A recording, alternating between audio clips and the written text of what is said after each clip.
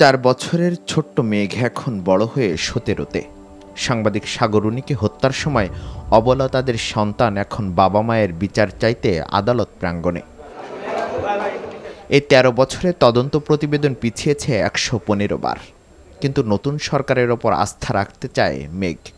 একটু হলেও আমরা হোপফুল, আশা করি যেহেতু অনেক কিছু বললো, মাত্র বলে গেল, তো আশা করা যাচ্ছে যে পজিটিভ কিছু একটা শুনতে পারবো। তৎকালীন স্বরাষ্ট্রমন্ত্রী সাহারা খাতুনের 24 ঘন্টার আশ্বাসের পর কেটে গেছে 1 যুগেরও বেশি সময়। পরিবারের অভিযোগ, স্বৈরাচার সরকার সংশ্লিষ্টরা জড়িত বলেই এগোয়নি তদন্ত। তবে এবার কিছুটা অগ্রগতি হয়েছে।